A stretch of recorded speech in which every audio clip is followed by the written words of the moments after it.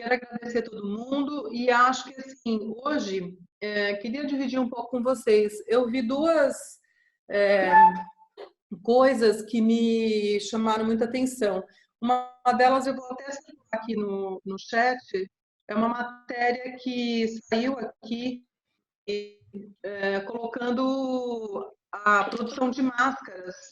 E é interessante porque na realidade, essa matéria mostra alguns valores, assim, alguns tamanhos, né? E como que as coisas, as indústrias aqui... Tudo bom, Davila? Como que as indústrias estão se preparando, né? E a gente viu um webinário que foi muito legal, que foi feito pela Karine, lá do grupo também, foi semana passada, todos os dias. E quando teve uma entrevista com o Manuel, que é aqui da CENIT, que é uma das associações, tem muitas associações aqui em Portugal, né? Então o mercado se reuniu, tem até associações demais para o tamanho que o país. Uma amplitude, uma expansão, porque são vários projetos. E existe toda uma situação de trazer o pensamento da indústria para as escolas, né? Então, e essas associações, elas estão nesse meio. Então, o que acontece?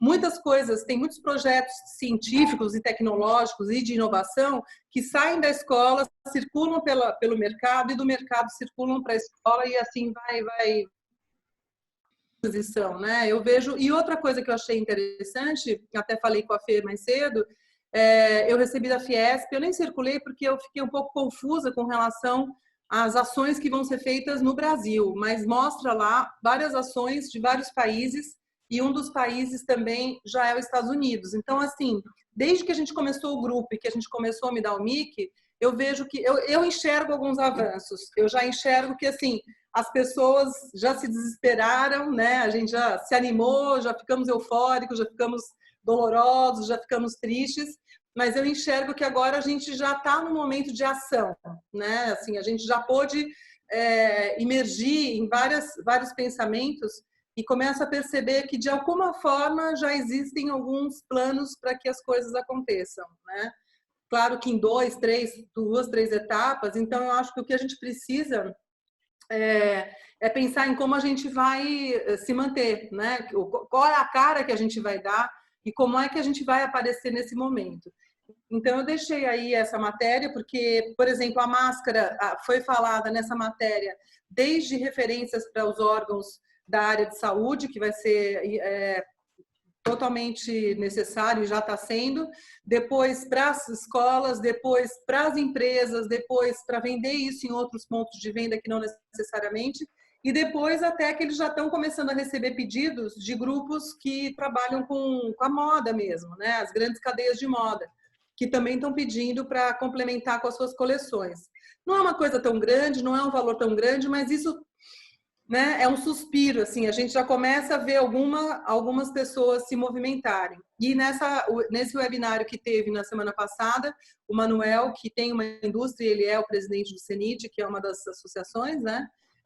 Ele falou que nas indústrias, a maioria das indústrias estão fazendo turnos pequenos, mas para as pessoas não pararem, né? Então vai, divide, faz rodízio, então vai lá 5 pessoas, 10 pessoas, ou seja, divide a sua equipe e vai lá trabalhar para manter também, porque eu acho que o movimento, gente, nesse momento é muito importante. Nem que seja um movimento extremamente lento, né, que eu acho que todo mundo está sentindo isso, a gente está com dificuldade de levantar da cama, a gente levanta achando que é 8, 9, já é 10, 11, né? Depois aí o dia parece que vai render do jeito que a gente gostaria e não, mas, por exemplo, o importante é entender que o tempo está diferente, mas que também a gente está conseguindo se colocar dentro desse tempo, né? Então, queria deixar isso para vocês e acho interessante vocês lerem essa matéria aí, porque, de alguma forma, eu fiquei, não entusiasmada, mas eu vi alguma coisa que já está começando a se mexer em termos de indústria, né? Bom, acho que a gente já pode começar. A Fê está aí, a gente já se conhece há um bom tempo, fico super feliz porque ela também tem uma veia e um pé forte aí na educação. Esse é o momento, de fato, da gente construir conhecimento, extremamente importante. Eu não acredito em crescimento sem conhecimento. Eu acho que a moda cresceu muito sem conhecimento, porque é um mercado que praticamente não tem muita barreira. Qualquer um que tem... Hoje eu conversei com um cara que é de Brasília, ele procurou IB Moda, e ele começou a confecção no quintal dele, faz fitness, e continua ainda, moda fitness. Então, você vê que não tem barreira, né, de entrada, digamos assim. Talvez tenha muita barreira para você crescer. Mas eu acredito que essa barreira hoje, ela vai conseguir ser bastante diminuída quanto mais a gente se unir, né, trabalhar no coletivo, trabalhar em rede e principalmente trabalhar nas condições de conhecimento que a gente tem. Então, por isso que a gente está fazendo o Me Dá o Mic. Estou super grata de vocês estarem aí e vamos lá. Palavra com o microfone agora.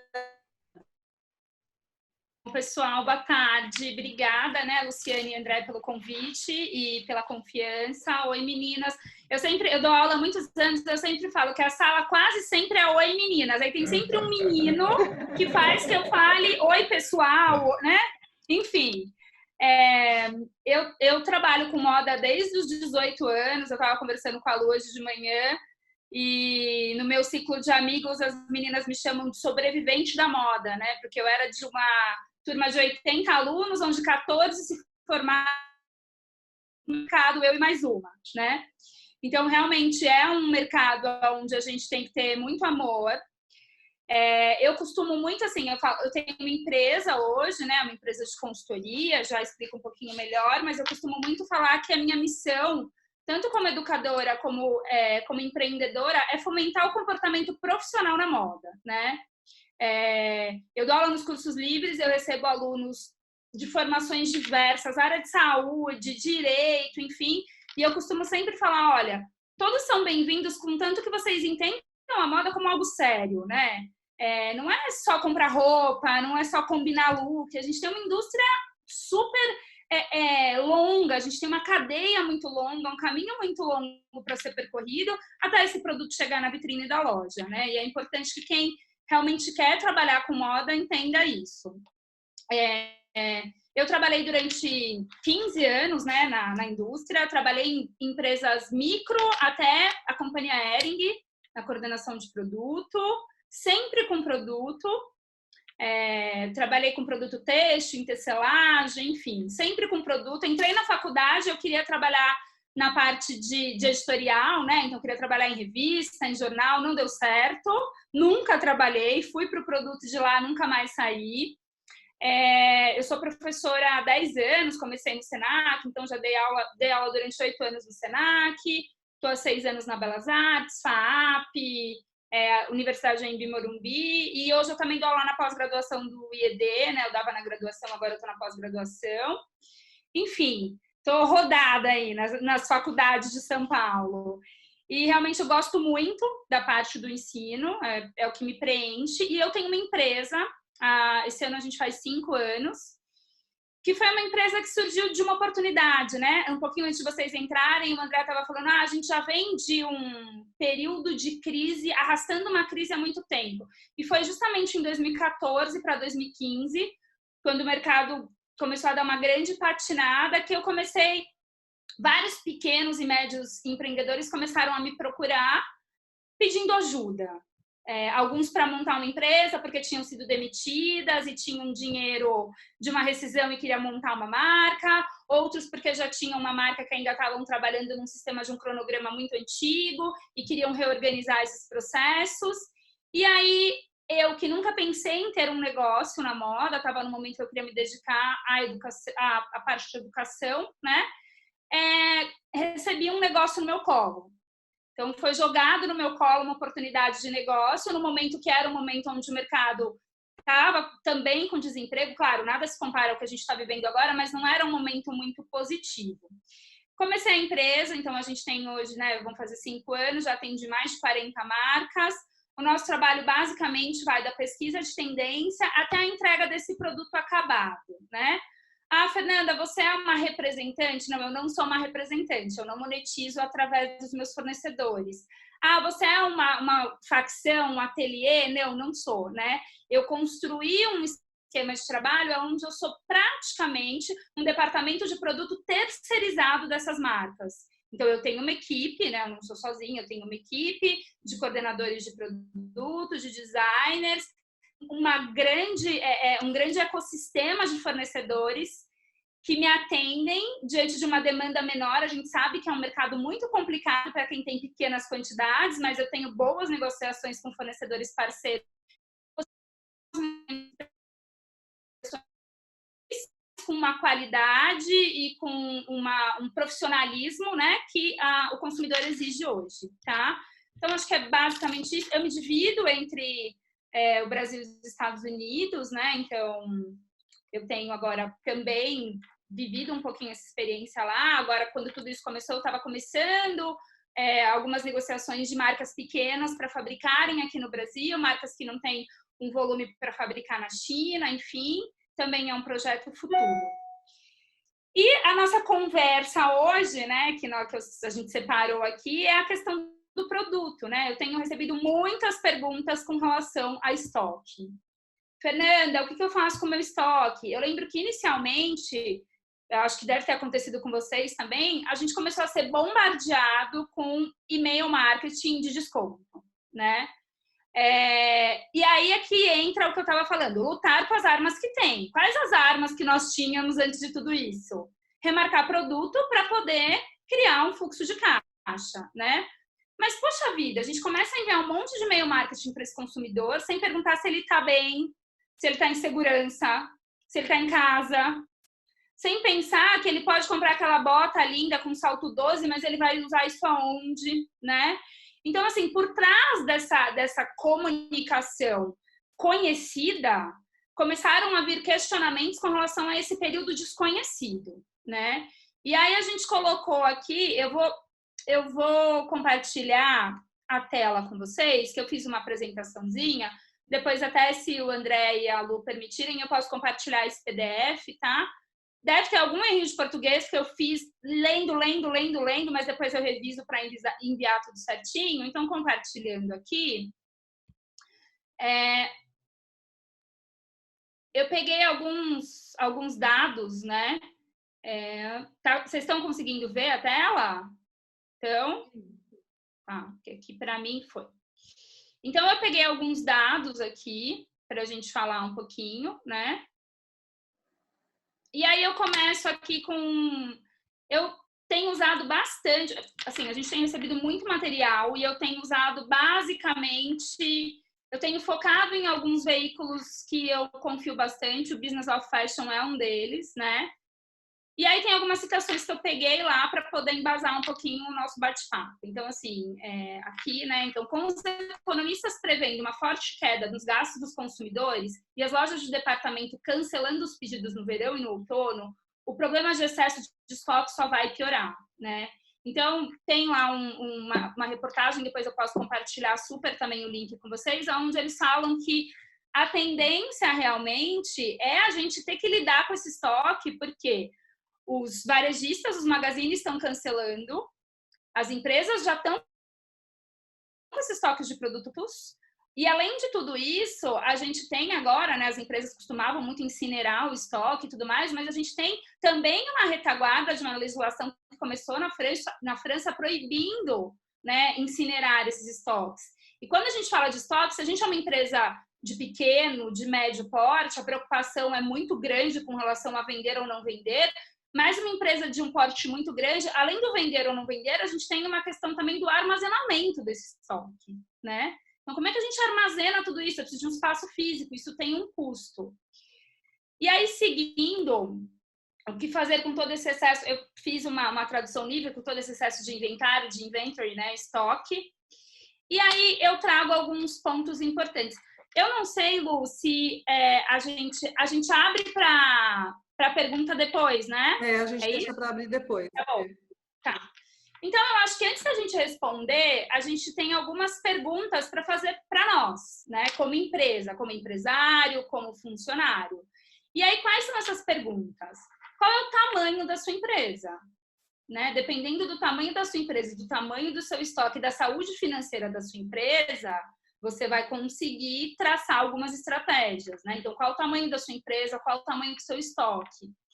Uma outra coisa que eu tenho perguntado muito, né, tanto para as minhas clientes como para pessoas que têm me procurado, é assim, você já apresentou esse produto? Por quê? Falando aqui de Brasil, a gente entrou nesse furacão, no olho desse furacão, no lançamento das coleções de inverno, das nossas coleções de inverno, que a gente sabe que são coleções mais complicadas de venda e que normalmente tem um custo caras. E aí, assim, o que eu venho, por exemplo, vou dar um exemplo para vocês. Eu estava com uma cliente que a gente ia lançar a marca no dia 19 de março. E aqui a gente começou no dia 16, 17, as pessoas, né? Então, assim, o que a gente fez na hora? Bloqueamos o lançamento da marca. E aí naquele momento, ela até falou, será que não vale a pena um lançamento online e tudo? Eu falei, olha, cuidado. Porque a partir do momento que o consumidor vê esse produto, vê esse material fotográfico, daqui a pouco ele vai achar isso velho, isso antigo. Então, uma pergunta que eu tenho feito muito para os donos de marca, para quem me procura, é assim, você já mostrou esse produto? Porque se você ainda não mostrou, não mostra. Guarda essa imagem, se você puder, guarda essa imagem, segura esse produto, ressignifica esse produto, fotografando mais verão daqui a pouco, se for possível. A gente vai falar mais de alguns pontos, né? E aí uma outra pergunta muito importante, visualmente é um produto que carrega a referência muito datada? Fernanda, o que você quis dizer com isso? É uma estampa de animal print que pode ser que já estava entrando num período de desgaste dentro do ciclo de tendência e pode ser que daqui a um ano esse consumidor já não queira mais esse produto, né? Então, assim, é um produto com um visual muito datado. Com relação às respostas individuais de cada um, você vai conseguir começar a montar estratégias. O que eu costumo muito falar para os meus alunos, né, para as pessoas que eu converso muito, eu falo, desconfiem de quem tem respostas prontas. Eu não tenho como dar uma resposta assertiva se eu não conheço a operação do negócio de vocês. Então, aqui são alguns pontos para a gente pensar e aí depois criar estratégias personalizadas para cada negócio. Então, seguindo, né, o que eu coloquei aqui? Remarcar, gente, pode ser uma alternativa para criar um caixa imediato. Então, é importante vocês fazerem uma análise até onde vocês podem ir com essas remarcações e estabelecer uma comunicação transparente com o seu consumidor, tá? Na semana passada, na live que eu fiz na Belas Artes, eu dei como exemplo duas marcas que eu acho que estão se saindo muito bem nessa comunicação, tá? Uma delas é a Janeiro, chama Janeiro Body of Colors, que é uma marca pequena, né? De beachwear e lingerie, mas que tem uma identidade visual muito bacana. E eles fizeram uma carta aberta para os consumidores, falando do período, e falando que nesse período eles estavam abrindo mão da margem de lucro para poder tentar garantir com as vendas que a empresa continuasse sobrevivendo. Era uma questão de sobrevivência, né? E uma outra marca que vem fazendo um trabalho de comunicação super bacana é a Shoulder. Então, eles trouxeram uma comunicação para o Instagram muito mais humanizada, não é mais aquela coisa só de lookbook, foto de peça, foto de produto. Eles estão...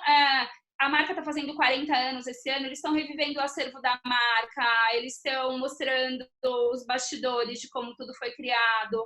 Eles tiveram inicialmente uma ação que era uma ação que dava 20% de desconto no produto e aumentava a comissão das vendedoras. E isso foi também uma carta aberta onde você estabelece uma relação mais empática com o seu consumidor. Olha, eu estou aqui te dando 20% de desconto, aumentando a comissão das vendedoras, né? E pedindo que você me ajude a marca a continuar. Então, eu acho que a gente está no momento também de, mesmo que a única solução seja remarcar, criar uma comunicação humanizada.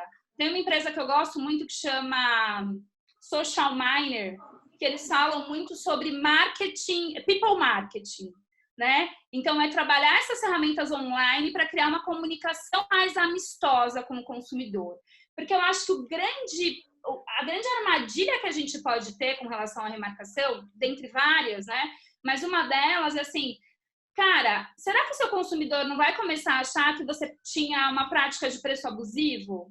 Porque por quanto tempo você vai seguir com um preço remarcado, né?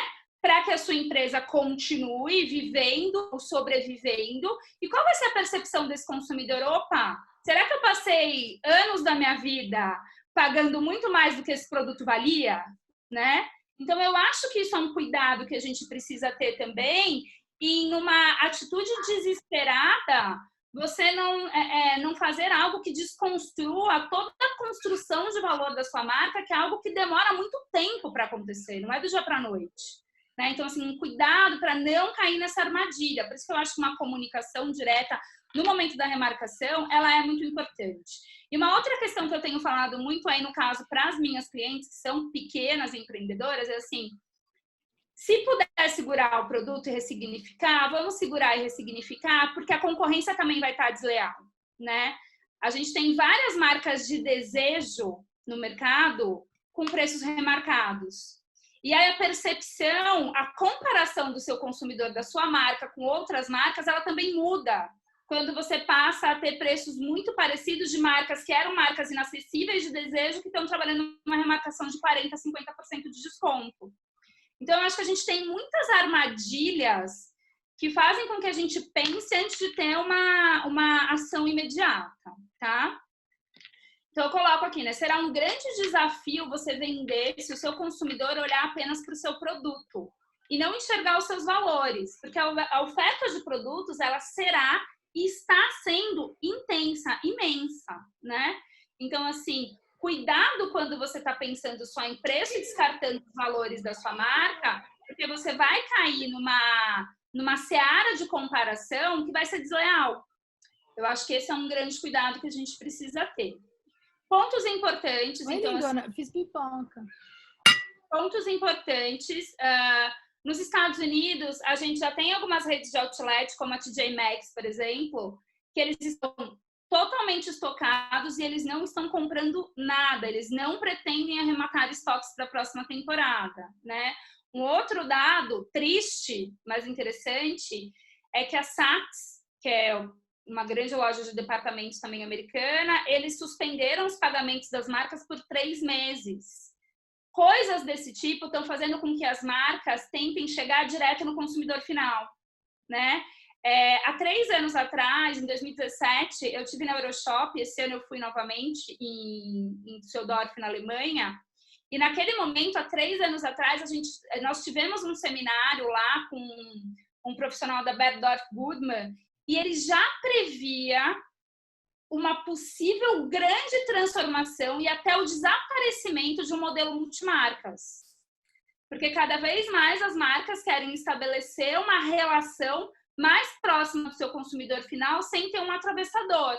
Então, talvez tenha chegado agora, 3 anos depois, esse momento de crise absoluta que faça com que realmente a relação entre esses magazines e essas marcas tenham que ser alteradas. Estive agora em Paris e até escrevi um artigozinho falando sobre o Le Bon Marché, como eles conseguem, mesmo sendo um magazine, manter essa questão de identidade e essa relação com o consumidor final. Como o Le Bon Marché e como coleções são criadas exclusivamente das marcas para o Le Bon Marché, né? E aí aqui eu coloco um dado que é um dado que eu percebi como consumidora, tá? Que é, por exemplo, a Schutz. Então, a Schutz é uma marca de calçados nacional, né? Que tem uma operação internacional também, acho que todos vocês devem conhecer. Eu sou consumidora da Schutz. E o que eu percebi é Schutz. Quando eu queria e eu percebi isso por quê? Porque eu queria uma bota e no site da Schutz não tinha o meu tamanho. Eu falei, vou comprar na Farfetch, que eu sei que a Farfetch revende Schutz. A Farfetch tinha pouquíssimas peças da coleção nova. Daí eu falei, putz, vou para o Que Vestir. O Que Vestir, pouquíssimas peças da coleção nova, tá? Aqui é achismo. Eu não tenho certeza, não tenho esse dado, mas eu imagino que esses e-commerce devem ter cancelado os pedidos, né? Enfim, acho que, dado a imensidão, eu sei que a Schutz ela tem um prazo de de produção muito curto, né? Eu já dei aula já para gerente de produto lá dentro, ou pode ser que eles tenham feito uma redução nesses pedidos para abastecer apenas o e-commerce deles, enfim. Mas eu percebi um comportamento diferente no abastecimento de produto da Schutz nos e-commerces aqui no Brasil. Então, são coisas que a gente começa a perceber, né? E aqui algumas sugestões. Então, eu acho que a gente pode olhar... Eu acho que tem uma coisa... eu já tive esse bate-papo, na verdade, informalmente. Eu falo que o que eu mais tenho feito nessa quarentena é ler e conversar. Então, eu tenho conversado com um monte de gente. Oi. Só uma coisinha. O teu slide está travado. Tá travado? Foi só na fonte do Fashion Business. Fashion Business. Tá no slide 3, Fê. Tá, eu vou voltar aqui. Tá no 3? Tá. Vocês estão conseguindo ver agora? Não. Não. Ah, não. Agora foi pro 4. Mexeu, tá no 4. Tá. Eu tirei da apresentação, do modo apresentação. Acho que era por isso que estava travado. Ah, tá. Tá, deixa eu vir aqui porque tá. Ah, então. Tá, seguindo. Aqui, pronto. Então, Legal. as sugestões, né? Eu acho que é importante a gente começar a olhar os produtos individualmente. Uma coisa que eu sempre conversei muito com os clientes e com as marcas que eu trabalho é que, assim, a gente costuma fazer uma análise dos números da moda muito fria. E aí eu acho que é muito importante, eu sempre uso esse termo, todo mundo que já foi meu aluno já ouviu, a gente animar os números, né? Dar alma a esses números. Então, assim, o produto que mais vendeu mais por quê? Né? Foi assertividade no modelo, foi o tempo que ele chegou no ponto de venda que foi correto, foi a estampa que foi muito bem aceita, foi a modelagem que estava incrível. E as mesmas perguntas devem ser feitas para os produtos que não venderam. Eu, quando trabalhava como estilista em marca, a gente, quando ia fazer pesquisa de tendência, tinha um exercício muito legal que era sentar na porta do provador da loja. Né? Então, assim, sei lá, a gente estava numa Zara, numa H&M e a gente ficava um tempo na porta do provador vendo peças que entravam no provador e peças que o consumidor saía comprando. E aí era um exercício sensacional, porque muitas vezes tinha uma determinada peça que ela entrava muito no provador, mas ela saía pouco, né? Ele via ali. E aí, normalmente, a gente ia lá, pegava esse produto e para entender o que estava acontecendo, o consumidor se interessou pelo produto, mas ele não finalizou a compra. O que aconteceu? Normalmente, era 2 problemas. Modelagem. 2, escolha errada do tecido para aquele produto. Então, assim, era um tecido que não combinava com o fit do produto, né? Então, eu acho que é o momento da gente começar a olhar esses produtos individualmente, tanto os que performaram bem como os que não performaram, porque acontece muito também na moda da gente cometer um erro, né? Antecipação de tendência. Então, às vezes, faz um produto antes do seu... Você identifica uma tendência e cria um produto antes do seu consumidor estar preparado para consumir aquele produto, né? Então, que tal agora? Eu até coloquei... eu sei que é muito mais fácil, na hora da remarcação, você entrar lá no sistema e colocar coleção 1,20, remarcar tudo com 40%. Né? Pensando na ação, isso é muito mais fácil, mas eu acho que está na hora agora da gente ter, até conversando com uma amiga, eu falei, cara, eu não sei se é um profissional, se é um departamento, se é o departamento de produto, se é o departamento de merchandising, essa expertise, mas assim, um olhar individual para cada produto. Por que eu estou falando isso? Gente, eu fico chocada quando eu entro na Zara e eles estão remarcando, e está remarcado ali aquele tricôzinho que tem sempre. Aquele produto não era para estar remarcado, aquele produto tinha que ser tirado do venda e depois retornar. Né? Aquele produto é um produto perene. Não faz sentido, sendo um produto clássico, um produto básico, você tem uma remarcação de 50%, 60%, 70% de desconto naquele produto. Ah, Fernanda, mas pense a quantidade de SKUs que a Zara tem, é muito mais fácil remarcar tudo. Sim, mas será que não é o momento da gente começar a ter um olhar diferente na hora da remarcação do estoque, né? Pensando, inclusive, em sustentabilidade, em como isso vai retornar depois, né? Putz, por que eu, sei lá, uma calça jeans básica? Cara, por que eu vou remarcar essa calça jeans básica? Por que eu não faço não estabeleço um acordo com o meu fornecedor? Beleza, a gente sabe que quando furou grade, a probabilidade daquele produto girar é menor, mas por que eu não estabeleço um acordo com o meu fornecedor que ele, de tempos em tempos, a cada 40 dias, eu faça uma reposição justamente onde eu tenho um furo de grade, né? Eu acho que é o momento da gente também fazer propostas que pareciam indecentes, mas que agora vão começar a fazer sentido quando a gente fala nessa cadeia, né? Algumas empresas na Europa começaram, empresas de médio e pequeno porte também, elas estabeleceram parceria com, e aqui tem um marketplace mais forte aí, né, que é inclusive o fundador é de Portugal, né, a Farfetch, e muitas empresas tiveram uma grande surpresa com o retorno. Então, assim, no momento que elas tiveram um cancelamento dos pedidos através dos magazines, a Farfetch abriu essa possibilidade como marketplace e muitas empresas estão bem felizes com os resultados, tá? E eu acho que o importante é assim, a hora que vocês forem pensar, eu vou remarcar, eu vou ressignificar o meu produto, gente, olhar esses produtos individualmente, separar o que é básico e o que é clássico. O que é básico e o que é clássico, a não ser que seja uma coleção, uma cor muito datada, o ideal é que esse produto não seja remarcado.